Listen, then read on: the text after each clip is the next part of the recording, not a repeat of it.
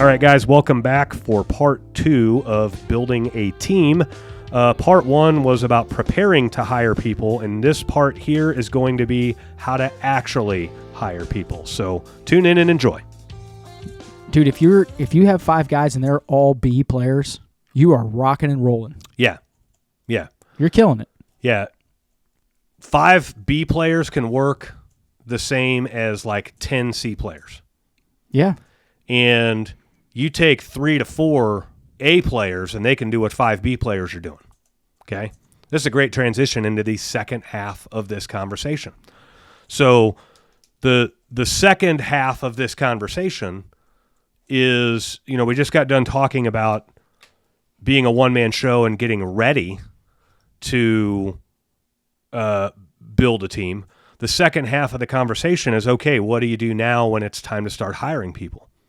Well, yes, everybody wants a team of A players, but what we want and what's available are 2 different things. And the last thing we want to do is we don't want to let progress get stifled by indecision or paralysis by analysis. We don't want progress to get stifled because we're waiting for the perfect candidate, right? Yeah, or the perfect SOPs. Right. Or all of our ducks to be in a row in every avenue of the business before we commit to hiring an employee. Right. And so, let's just say for a minute we're doing a service-based business, so we've ruled out the idea we're not going to hire an apprentice as our first hire. We had 5 guys in the field at our company before we hired our first guy without experience.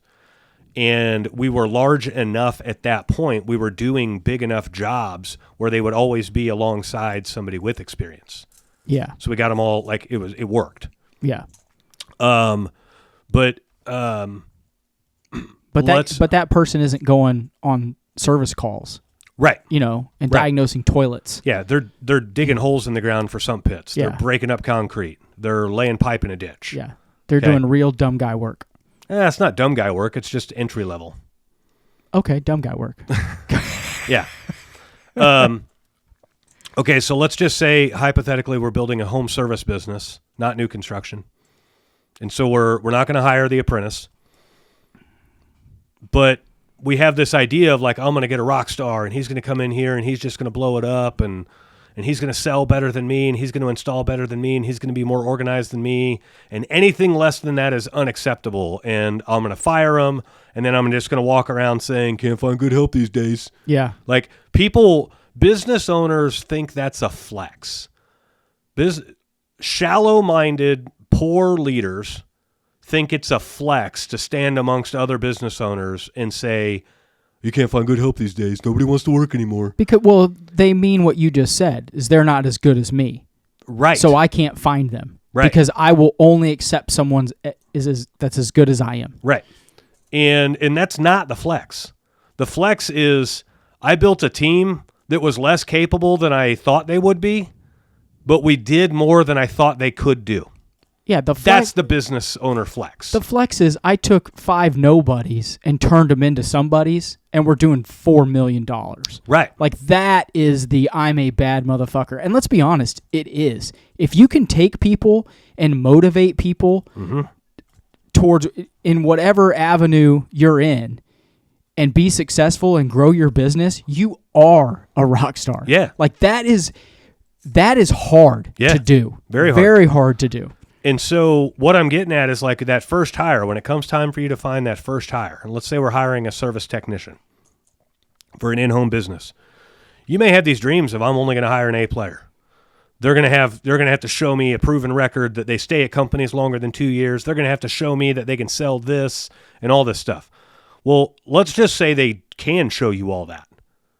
What resulted in those results, or what culminated to those results, is different in those experiences versus the experience that you have to offer them, the opportunity you have to offer. In other words, they may be $1 million a year salesman with a sales manager that's cracking the whip every morning and every night and driving progress, right? Yeah. And maybe you're not a whip cracker. Well, maybe that's why he left too. And it could be that's why he's looking out, right? Yeah. But also, don't expect that same result to happen in your team unless you know exactly how he was managed, and that's how you're going to manage him, right? Yeah, or if he's a $800,000 a year guy, but the leads he got from his old business sucked.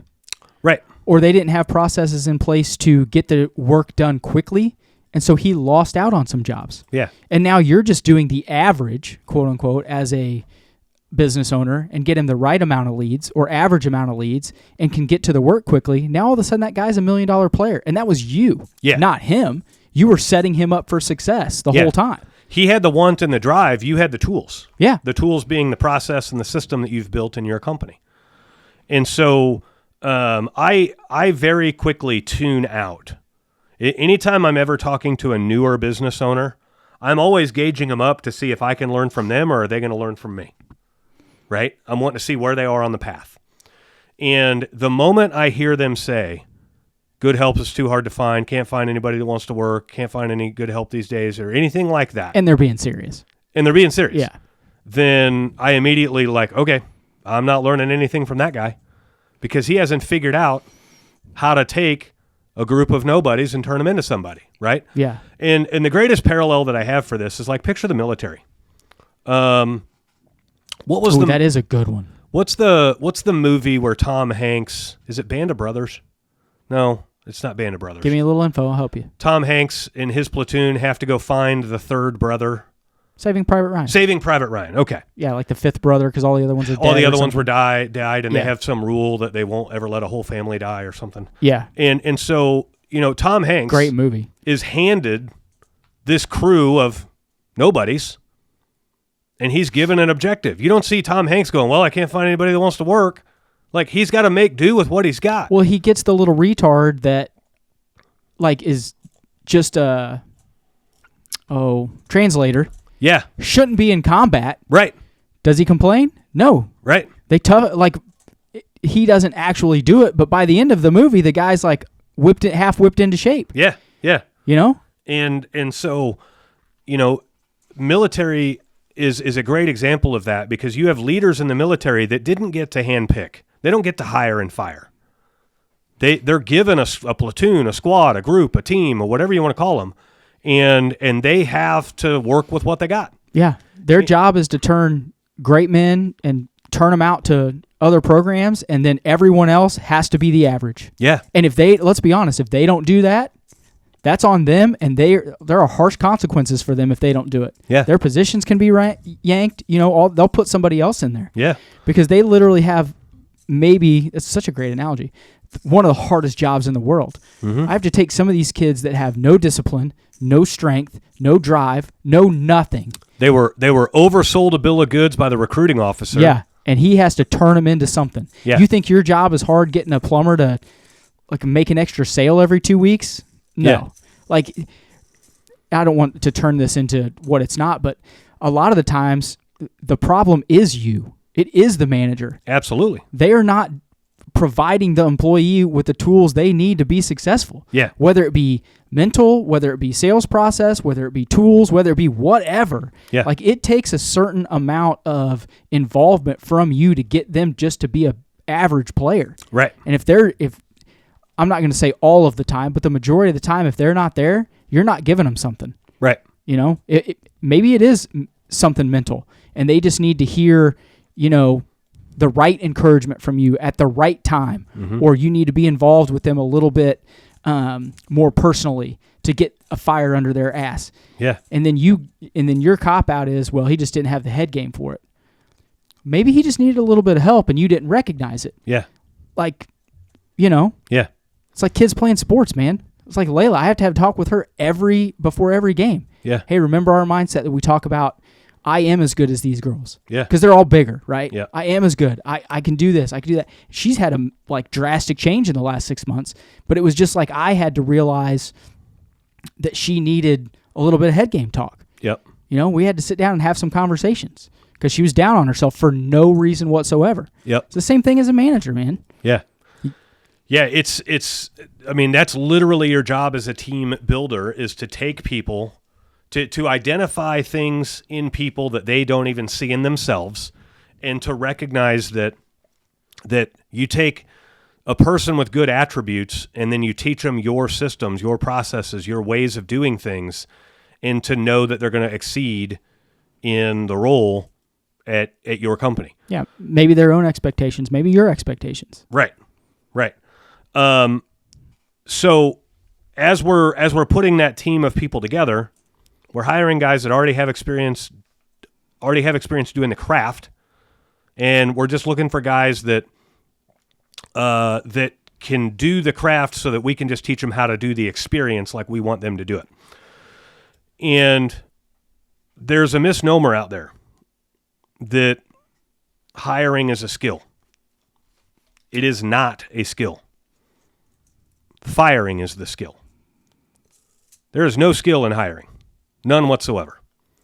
Because adults lie. No. Plain and simple. Do they? Yeah. Damn. Learned something new. You know, the AWS servers went down yesterday and they're still kind of down today, right? Some of them are still a little... Have you seen some of those memes? No.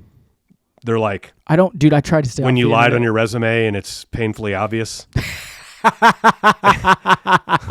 That's good. Like That's they really probably good. hired some guy that's like, oh yeah, I can manage your servers, and then he crashes the whole thing and kills half the internet. You know? Yeah. What's funny is AWS, they are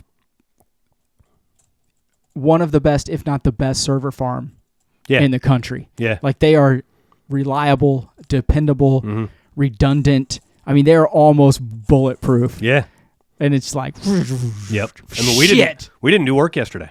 What did you do? Did you send everybody home? We just told everybody, like, we don't know when things are going to come back online, so just stay ready. But like, oh shit, I'd have told you to get bent. Like, dude, I'm not sitting here in my work clothes on my couch with my hands like this for fucking 8 hours. That's what they got to do. I've been like, nope. Yep. But I'd have been like, I'll go out there and I'll just wing it. Yeah. Like, it's crazy how much stuff runs on AWS servers. It's a lot. Our CRM banks a lot of stuff on it. Our credit card processor banks a lot of stuff on it. The phone system banks a lot of stuff on it. Dude, Tradewind's website's AWS. Yeah. Tradewind's website wasn't working yesterday. Oh, just for like 10 minutes, and it came back on. So yeah, but so we were down and out. But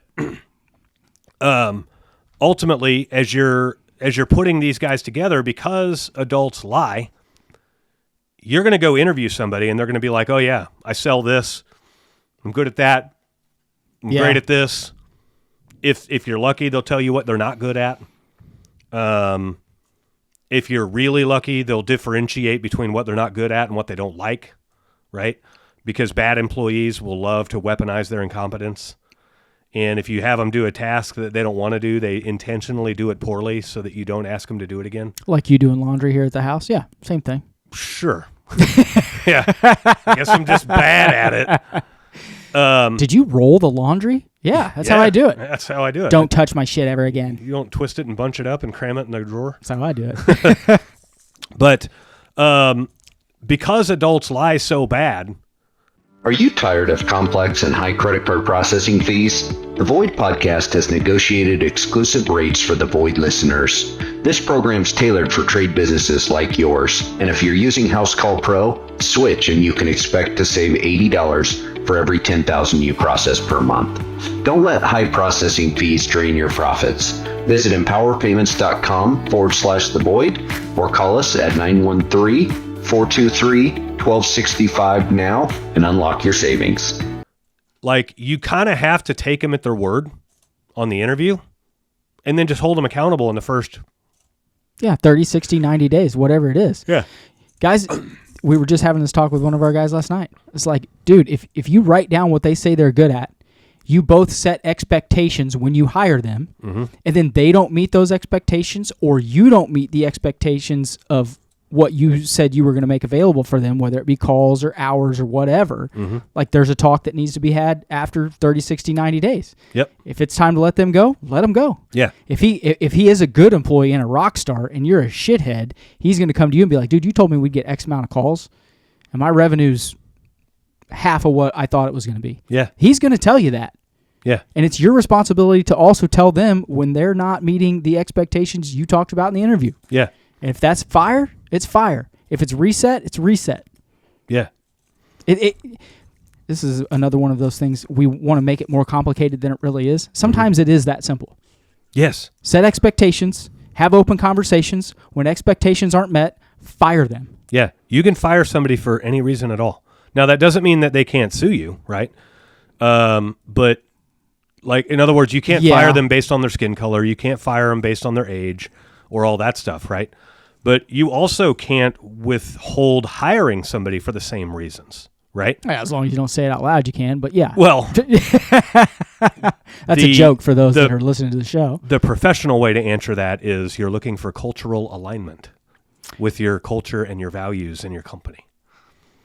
And you know what? That could be a good side tangent, and I'm not going to take it. I think that lazy, sloppy guy is not going to be a good cultural fit. Yeah. And that just is what it is. But ultimately, people are going to tell you what they think you want to hear in the interview, and then it's your job to hold them accountable, lead them and manage them and hold them accountable once they're actually working for you. Yeah. And also, don't think that having to terminate somebody is a bad thing either. Let's say you hire somebody and they oversold themselves and overpromised on the interview. 90 days in, they ain't working. Don't feel bad about terminating them. They're the ones who oversold themselves on the interview. Yeah. Or let's just say things changed and you were growing and now you stopped growing, and so now you got to cut some fat, right? Don't even feel bad about that. It's business. Yeah. You ever lost your job, Mitch? Yeah. Yeah, me too. Yeah. We all lose jobs. Yeah. Everyone wants to take it, and I understand why they want to take it personally, because I think deep down a lot of people really want to be part of the solution and they want to help people. You know, they don't want to be the reason that they go through struggles. But man, it's out of your control. What do? Do you sacrifice other guys' pay to pay them when you're slow? Right. And then everyone suffers? Right. And the business folds? I mean, like, at what point do you say, I've just got to do this. I've got to make this decision. Yeah. And also... Sorry, I'm having a mental meltdown over here or something. My allergies are bugging me. The other part of that is, as your business is the mothership, and you have to protect the mothership at all times. And so if you care too much about the employee, then the business and the customer ends up having to sacrifice. And so one of my mentors a long time ago, whenever it came time to terminating a low performer, I was dragging my feet with it. And it didn't help that this person was in 2 different protected classes. So we had to kind of worry about backlash and do it correctly and everything else. And in which we were perfectly fine on that. We had all the documentation we needed and everything. But they were like, what are you hesitating for? And I'm like, well, I keep thinking I'm failing as a leader because I wasn't able to turn them around. And they said, well, maybe, but don't make that failure worse by holding on to them longer than you have to. And I said, well, how does one decide when it's time to cut the loss? And they said, look at it this way. That guy could have a dream job opportunity come across his path in the next day or two, but you haven't fired him yet. And so he's going to say no to that dream opportunity. So now you're delaying firing him is actually holding him back on a perfect opportunity that would work for him somewhere else. Yeah, we like to think that we are in a lot more control than we actually are. Yeah. Like, what we do is going to dictate everything from here on out. Yeah. And that's just not true. Yeah. And so as soon as he told me that, I terminated that guy that day. And I've held that true all the way through. And what's crazy is, as I follow up with these, sometimes I follow up with them, sometimes I just kind of keep tabs on the situation. Yeah. I've never terminated anybody that went longer than like 2 weeks without finding another job somewhere.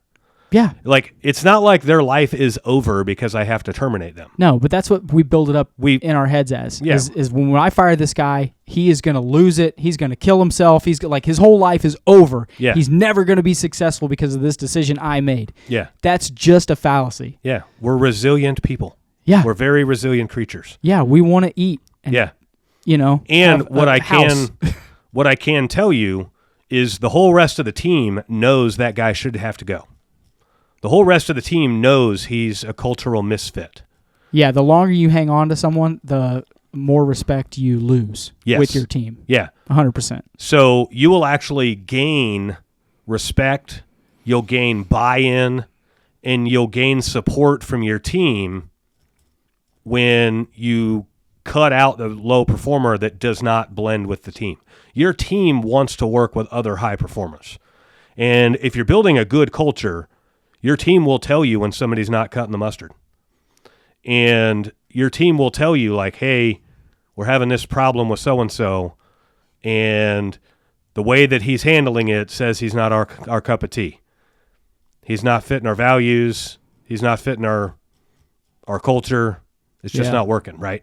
Well, the moment your team comes to you and says that and you do nothing with it, you are now eroding respect from the people that you want to save on the team. Yeah. All for somebody that doesn't deserve a spot on the team. Yeah. If the guy's ruining culture, you're making the ruining of the culture worse. Yeah. Like, you're compounding the interest. Yeah. It's awful. Yeah. And to anybody who's ever experienced good culture and bad culture in a company, once you've created good culture, that is the mothership right there. That's the hardest thing to create. It's the easiest thing to break. Culture is like trust. Trust takes forever to build, and it's destroyed in an instant. Yep. And so culture takes forever to build, and it can be destroyed in an instant if you keep the wrong guy on the team for too long. You learned this firsthand not too long ago. Yeah, I learned it. I mean, I've learned it firsthand many times over in my career, but I've experienced it recently. Yeah. Right? And so notice what I said earlier, though. Culture is like trust. It takes forever to build, and you can lose it in an instant by keeping the wrong guy on the team for too long. I didn't say you can ruin trust and culture by hiring the wrong guy. You ruin it by keeping the wrong guy on the team. Yeah. We make bad hires all the time. Keep in mind, hiring is a 50-50 thing. I'm telling you what it's like to work here. You're telling me what you're capable of. If you lie through your teeth, I can't control that, right? And that's what you were saying earlier of the skill is not in hiring, it's in firing. It's in firing. Developing that skill to know when a guy is a cancer. Yeah. To have the skill and the perception to know that he's not performing like he should be. Right. And then the real skill is not to hang on too long. Yeah. Like, that's the thing I think that everyone battles with the most. Yeah. Because they want to be a good person. And I think they want to feel like they can turn anyone into an A player. Yeah. Especially competitive people that own their own business. They feel like they can turn them around. Mm-hmm. I can make this work. It's in place. I have it under control. And they feel like it's a failure when they don't. Yep. And sometimes that's why they don't let go of them. Right. That's why it's a developed skill. No one, I mean, I shouldn't say no one. Lots of people just can fire easily, but for almost everyone, it is a developed skill. Yes. Something you have to get over, something you have to make yourself do. Yeah. It's again, take an athletic coach, right? Football, you got a 53-man roster. Are they limited on how many guys they can have on the practice squad? Yeah, but I don't know what the number is. Okay. 53 and then a practice squad. Yeah, and so practice squad's pretty big. Practice squad's pretty big. You got tough decisions you got to make. You can only have your best 53 on the roster. Yeah. So you're gonna make a decision. You're gonna do what's best for the team, and that's putting the best 53 up front. And then the rest of the guys are hanging out on the practice squad. And then if somebody on the team gets momentarily injured, they're on the bench. If somebody on the team has a season-ending injury, they put them on injured reserve. Yeah. Freeing up a spot for somebody to come up from the practice squad onto the team. And so, athletics, they have to rank their guys all the time. And constantly. No matter how much they like a guy, that's got to be one of the hardest jobs in the NFL. Yeah. Take Jawan Taylor, for example. Baseball, whatever, doesn't matter. People develop, it's just like business, people develop relationships with them. Yeah. You know what I mean? They're friends. They know that their livelihood is on the line. Yeah. They care for them, but they still have to weekly rank and weekly decide who's the best, who am I putting on the field, who am I moving down, who am I moving up. And let's be honest, we say learn skill, develop skill. That's an experience thing too. Yep. The longer you do it, the better you'll be at it. It's one of those things that it can take time to get good at. In business, it doesn't take as much time, or shouldn't take as much time. You should be able to literally, in 60, 90 days, decide this guy's going to work out or not, and be able to move on.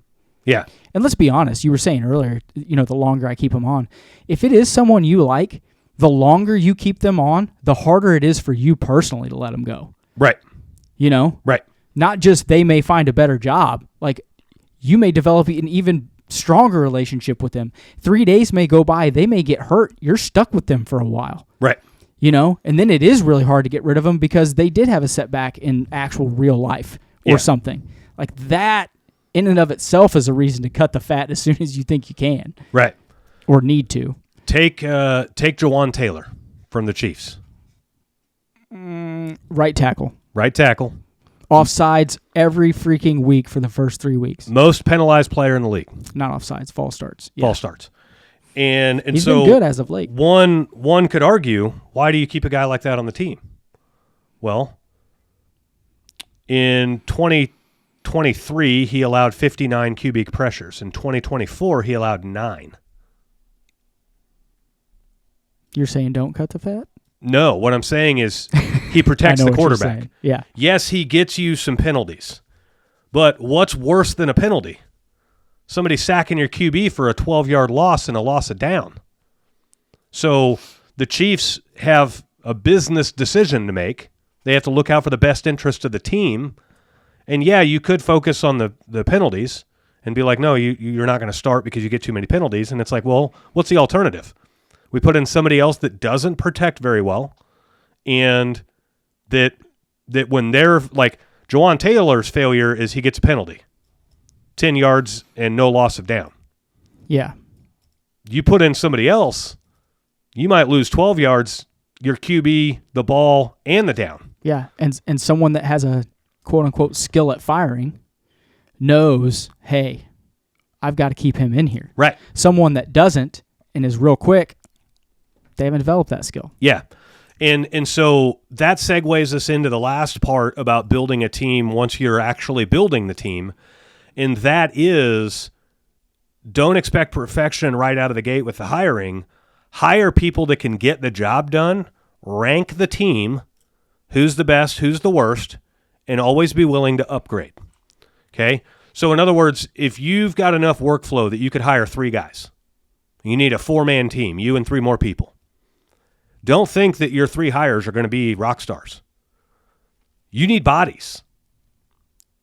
Business is literally a back and forth cycle from a sales problem to a fulfillment problem, to a sales problem to a fulfillment problem. If you're growing, yes. And well, even if you're shrinking, because you're not making enough sales and you're not fulfilling enough jobs. As long as you're not stale. Right. If you're good at business, you will put yourself back and forth into one of those where you solve the problem so well, you now created a problem on the other end.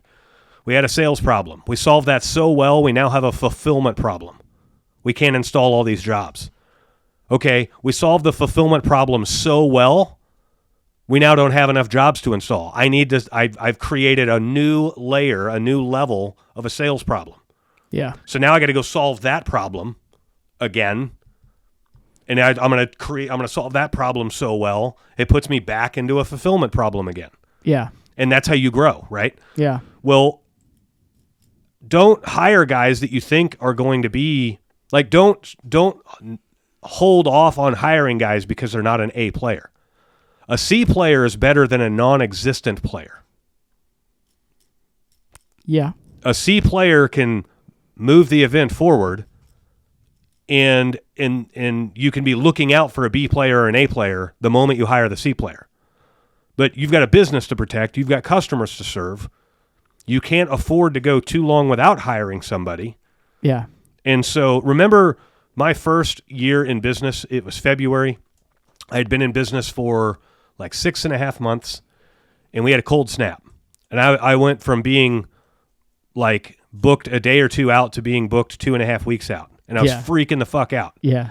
Because word gets around that you're 2.5 weeks out for long enough, and people just quit calling you. So you got to solve these problems quickly, right? And so there's a lot of guys that need to hire but won't because they're too scared, and so they're finding reasons not to hire.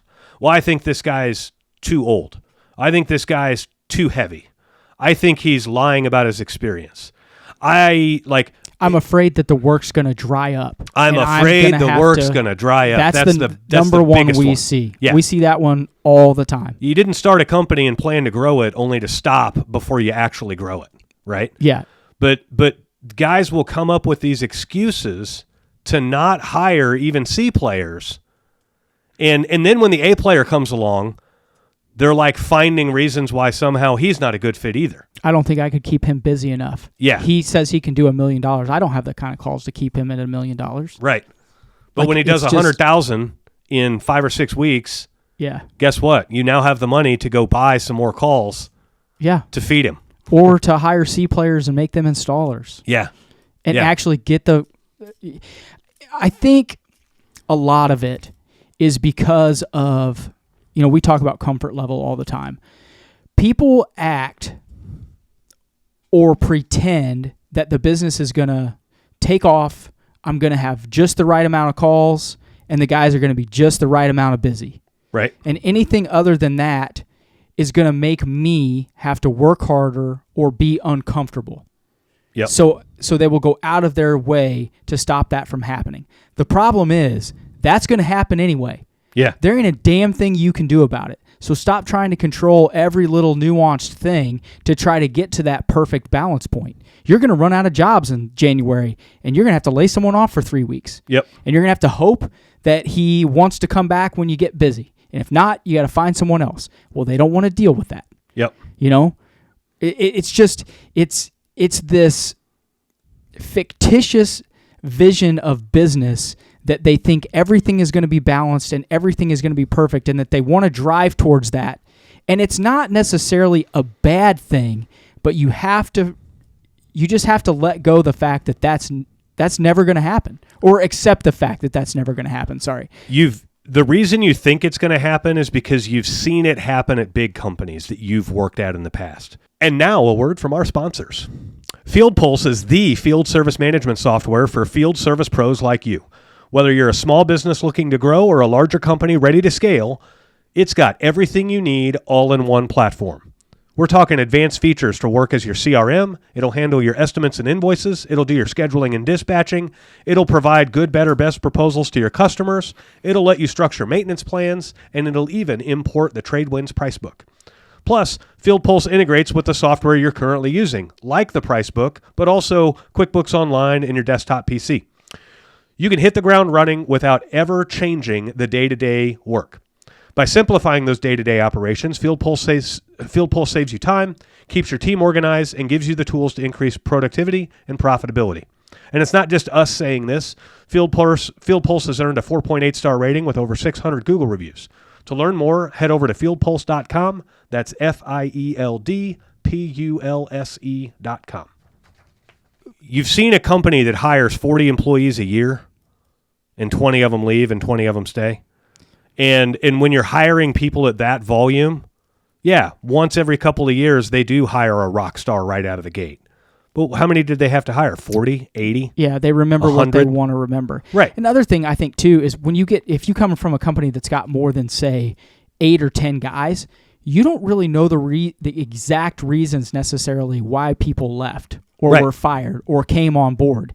Now, you've maybe built up some bullshit or heard some rumors. Yep. You know what I mean? But you don't really know the inner workings until you're on the front lines and it's your business and you see literally every little aspect of what's going on.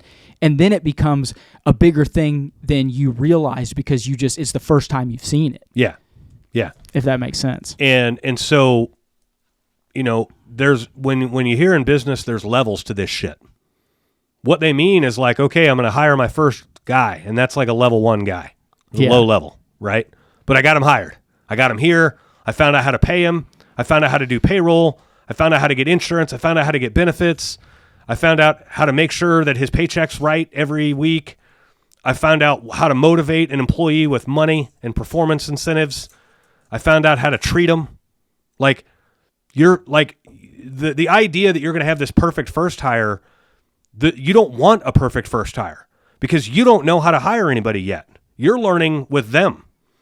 And you may ruin a perfect first hire because you didn't get the insurance. You didn't get the paycheck. You messed it up. Accounting error, bad glitch, bad communication, like who knows? Shit happens. Sometimes stuff happens and you ruined the opportunity at that. And so just like you're trying to find guys that can do well for the business, you need to be holding yourself accountable for how you manage somebody. And so, for instance, in our business, we hire fast and fire fast.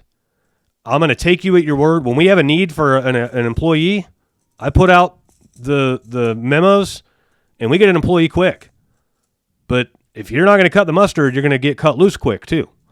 And I've also done working interviews where I technically hire him as like a 1099 contractor for a couple of weeks and then tell him like, we'll actually bring you on full time if you cut the mustard for... if this works out. Yeah. And so, but the moment something's not working out and the moment it's not going to hurt the team to let that person go, we let them go. Right? Yeah. Now you won't, like if they are a little bit of a cancer, but you have no one else to fill that role yet, you keep sending them out there. You got to make do. Yeah. Right? You don't want to cripple your ability to perform work and service customers because you have a guy that you'd rather not have. Now, if a guy is cancerous and a guy is actively tearing the team apart, that's different. It doesn't matter. He's got to go immediately. And you got to go back in the truck. Yeah. But I'm talking to you. Yeah. But if you have a guy that's just a C squad level person, like he's on the bench in the C team, but you can't do without him. You just can't trust him with as much as you'd like to trust him with. You're accepting resumes. You're accepting resumes, and you're looking for opportunities to upgrade that position, right? Yeah. And if a B player comes along, cool. Fire the C player, hire the B player. You have the same amount of employees, but you just upgraded. They're going to be a better cultural fit. They're going to understand your vision and mission and values better, and they're going to row in the same direction. We talk about this in Trade Winds all the time is just constantly be accepting resumes. Yeah. You know what I mean? You can always tell them, it's just not going to be a fit right now. Our call volume has dropped, but I'm going to hold on to your resume. Yeah. You know what I mean? Get that file loaded with guys. Yeah. And then instead of, oh God, a guy quit or I had to fire this guy and now you're scrambling to try to make a hire, you can still put that quote unquote Indeed ad out there or whatever. But after you do that, you're going through those resumes. Yeah. You've got them ranked. This is the guy I'd like to have the most. The next, and then just go down that list. Yeah. Call number 1, call number 2, call number 3, call number 4. I have files in my email for potential new hires, for Rockstar potential new hires, and for I actually have a file for potential business acquisitions. And so if I ever interview somebody or talk, not really interview, but have a light discussion, and I hear that they're looking, I'll say, shoot me your resume. I hang on to it, right? Yeah. And then I'll put it in that file accordingly. Potential hire, Rockstar, potential hire, right? And also, as I'm having conversations with people about maybe one day they want to sell their company, I put that in a file in my email as potential business acquisition one day. And never know. Yeah. It's not like I want to go acquire businesses, but I want reference back to that conversation so that if something changes or something happens in 6 months and I'm in a position to acquire businesses, well, Now I've got 4 or 5 that I can go talk to right out of the gate. Yeah. Fresh, because I've saved their emails, right? So a lot of business owners forget that you can upgrade your team with ease. A lot of business owners forget that let me put it this way. I rank every employee whenever I'm ranking our employees, I look at it like we're on a boat. And on a boat, you have 3 different types of passengers on the boat. You have people that are rowing in the right direction and helping the boat move forward. You have people that are riding on a seat as a passenger, and they're not helping row in the right direction, but they're also not really slowing you down too much. And then you got anchors.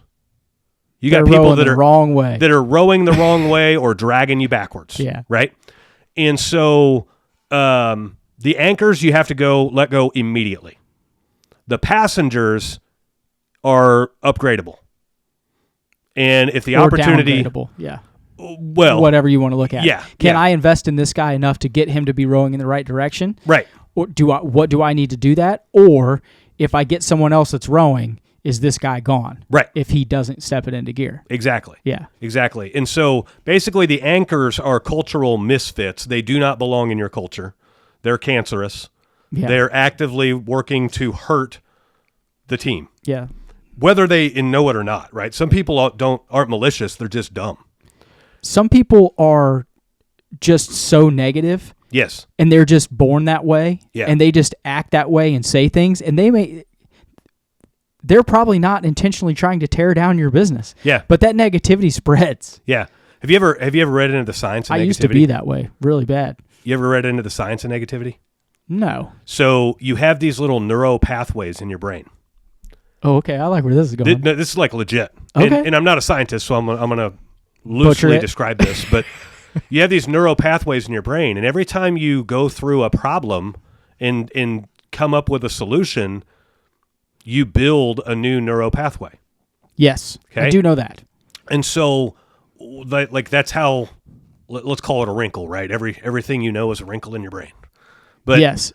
But what I'm getting at is if you're a negative person, you go through a problem and you identified all the negatives with that problem and you didn't identify any positives, well, your outcome from that situation is a negative neural pathway. You just formed a new negative neural pathway. Yes. Okay? So now you do that enough and you reinforce old pathways, negative old pathways, and you build enough new negative pathways that now that's literally the only way your brain is wired, is to think of the negative side of things. Yes. Right? And so those people that you just can't ever make happy, they are bombed with negative neural pathways in their brain. They created this on themselves. Yeah, or rough childhoods can create them. Yes, yeah. Their life, I don't want to say they created it themselves like it's their fault. It's a unique thing to how they were raised and how they were taught to think. Well, and life experiences and all of that kind of stuff. Yeah, and how they were taught to process trials and tribulations and hard times, right? Yeah. And so, let me give you an example of this. We all have a friend that they never can get their life together. Well, maybe we don't all have this friend, but they never can quite get their life together, but it's never their fault. Yeah. Right? My job did this. My job did this. My car did this. The mechanic did this. The traffic did this. The police officer did that. Yeah. All of these things. That's a person with tons of negative neural pathways in their brain. Yeah. And they are very, very, very, they're bound to struggle greatly in life, right? I'm learning something about myself right now. There's a lot of people. About this. There's a lot of people that have positive neural pathways. Okay, I'm guilty of this. I'm too busy seeing the good in people that I don't see the bad. God, yeah, you are like that. I expect me out of other people. Yeah, that's not good. That's either. probably the only reason we're friends. Maybe, but like that can happen too. And that's a problem in itself. It's less of a problem, but it's still a problem in itself because now you're setting the stage to get taken advantage of. You're setting the stage to get scammed. If you don't recognize it, yes. Correct. But you recognize it. Yeah. Like it's so funny that you said you and I have had this conversation a bunch because I have changed my like what I've done for 22 years, right? Yep. And so like when you see a problem or a task at hand, you said when you find a solution for that and you get it done, it builds a positive pathway. I am always looking to do projects or things that are challenging to me to get the dopamine of I got it. You know what I mean? And so I'm always chasing that. And it's probably because I was raised a little fucked up, and so there was a bunch of negative things, and so I'm always seeking that positive attribution through that. Yeah. And that's probably why I want to see all those little projects finished and done. And I will say that when I don't, like for whatever reason I'm busy and I can't get a lot of that action in my life or things being done, like I do feel down. Yeah. It's like the exercise thing. Yeah. You know, same thing. Yep. Like you just feel down, you feel depressed, and it's just because you're not getting that constant dopamine of I'm creating something positive in my brain. Right. Oh, right. That's scary realization It for is. me. It God is. damn. Like positivity is literally something that you can practice and condition for. Yeah. I didn't even realize I'm actively trying to do it. Right. And that's why my wife and I Crazy. on date night, we play the game of like, let's see how many compliments we can give people. Because it helps rewire your brain to take like I was thinking of something super dirty, but I'm sorry. no. Like let's just be real. Women have a negative impression of other women right out of the gate. Oh, they're hard on each other. They're hard on each other, right? God, it's awful. And so take a woman with RBF, resting bitch face. I have RBF. You do. I do. Yours might be RDF. Resting dick face? Yeah. But I've been told this a lot lately. Yeah. And I don't even mean it. I'm thinking about stuff and Yeah. I'm just. You're just zoned out. Yeah. I've had people come up to me and be like, dude, are you okay? Yeah, why? I'm great.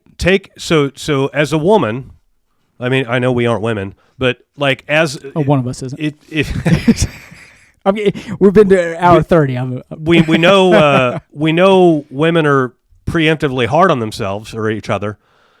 And so now take that woman that you're judging and preemptively hard on and give that person resting bitch face. And now it's even worse. Oh, she just looks like such a bitch. Yeah. Right? Oh, God, they're bad about that. And you do that enough, and now you're preemptively judging people just out of habit. You've created enough neural pathways in your brain. This is just what you do.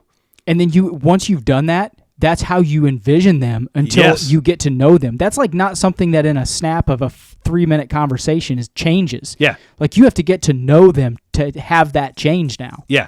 And one of the coolest videos that I see online is a spouse taking a video of their spouse.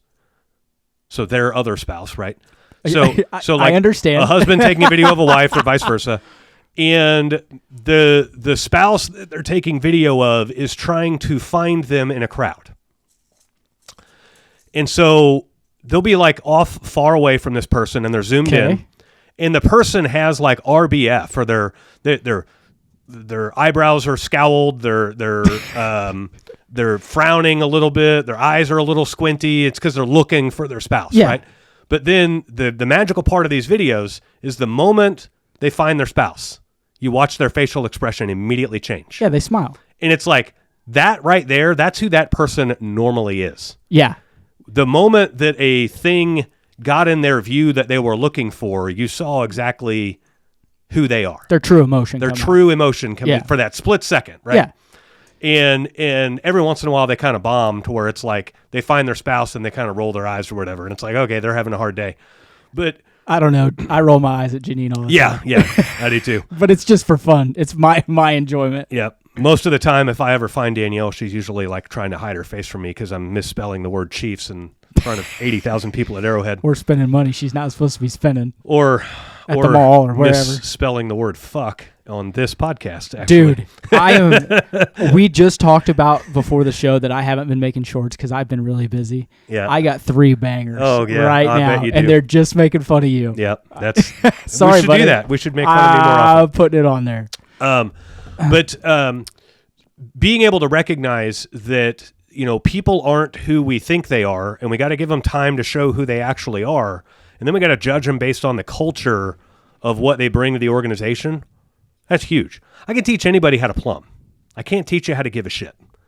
I can't teach you how to show up on time. I can't teach you how to keep your truck clean. I can make a process for how the truck should be cleaned. I can hold you accountable to that process. Yeah. But I can't teach you to recognize that the cleaner you keep your truck, the more money you make. And it's not because I'm paying you more. It's because you're more efficient and you're earning more. And so hire fast and fire fast is probably one of the best mantras a young business owner can have. I mean, if you can do it successfully, which it's not hard, right? It's the fastest way to growth. What's the biggest hindrance in growth that we see? People. Hiring. Our guys hiring guys. Yeah, people and leads. Those are the two things. If you can hire guys, you can buy more leads. Yeah. Let me ask you this. Ask me, Mitch. How much gold have you ever found in your life? Actual raw gold? Yeah. Like I found it like 3 flecks on a trip to Colorado one time. Okay. Like those little that you pan? Yeah. Like 2 pennies probably. How many times have you won the lottery? Quite a few. Okay. You're thinking big lottery. I'm talking I bought Layla a scratcher ticket or I bought Powerball and I won $1. Right. I guess what I'm getting at but not money-wise, essentially negative. How about that? There's a lot of people that aren't doing the task that want the results of the task. Yeah. In other words, it must be nice. That guy found a big old gold nugget. Must be nice. I don't see you out digging. Yeah. Like, how can you complain about not finding gold when you aren't digging for gold? Yeah. Do you realize that guy's been in a fucking pup tent? Right. For fucking 2 weeks panning for gold? Yeah. Because he just believes so strongly he's going to find it? And you're sitting at home watching Monday Night Football eating bonbons? Yeah. There's same with the lottery thing. Must be nice. They won the lottery. When's the last time you bought a ticket? Oh, I don't play. Why are we complaining? Yeah. Those are bad neural pathways. Sometimes they're statements, but yeah, they are. They're bad neural pathways. Yeah. I mean, results are dictated by your execution. And if you're not going to execute and you're not going to try, you're not going to have good results. Yeah. And to your point with neural pathways, if you're not even going to try and just develop negative neural pathways because of it, you're just going to inherently become a negative person, and nothing you do will ever be good enough for you, for anyone else. You won't be successful. You'll just be a fucking bum on the tit of America for the rest of your fucking life. Yeah. Yeah. Well said, Dave. Yes. Well said. I guess what I'm saying is, don't be envious of those businesses that have a good team of people and be like, oh, it must be nice. I can't find anybody to work for me. Well, how many people do you think they hired to result in the team they have? Yeah, those weren't all one-offs. They didn't hire 5. Let's just say it's a 4-to-1 ratio, maybe a 5-to-1 ratio, right? They had to go through 5 employees to land on the really good one. If they have 5, that's 25. And that doesn't mean they have a turnover problem. It's 20 hire and fires. Right. A turnover problem is bad management. Usually, going through people in an organization, that's just part of it. Harvey Somers. Yeah. Yeah. So we got a rotating door around here, and we're proud of it. Yeah. Well, that's because you guys fucking suck at training people. Yeah. If you don't manage them well, they're going to want to leave, right? Oh, you don't want to pay them? See ya. Yeah. So, a turnover problem is people quitting and you don't know why. Going through people to build a really good team, that's just part of business. That's just what we have to do to grow a business. If I want to end up with 5 A players, I might have to hire 25 or 30 people and then realize, okay, you're a B player, you're a C player, you're a B player, you're a C player. And I'm not using those guys along the way, but I'm still providing them a really good job. I just now know that they're not an A player. So they're going to deliver a smaller than expected return to the business until I can find them a chance to upgrade. We didn't talk about this, but I think it's worth mentioning. You don't want a team of 5A players. No. The majority of the time. Everyone acts like they do. Those guys know what it takes to be the best at their job, which means they're going to bitch about lead dispersal. Best leads, not this leads. The best businesses are well balanced. Yeah. Okay, they have some A players, they have some B players, they have some C players. Yep. Everyone has their role in business. Yep. Mitch, if they put him on the phones tomorrow and said, Mitch, you got to answer the phones for 2 weeks, they would see a decline Yes. because he hates it Well, I give And has- too much info away on the phone. and has ADHD Yep. and doesn't stick to the script because that's not his wheelhouse. So one of the new owners of our company, we meet, all the owners meet every week. One of the new owners of our company is we have a part-time CSR job coming up, work from home, answer the phones. Yeah, yours Job. is getting fired, right? No, The other one's getting fired. no, Need another one. no. We're just going to get Danielle off the phones. So That's what I meant. Fired from answering the phones. yeah, okay, yeah. She's not getting fired, just fired from answering the phone. Yeah. Yeah. And so one of the new owners, I didn't communicate that well. he's like, can I do it? Dude, Because why? he wants to immerse himself in the business. He wants to learn.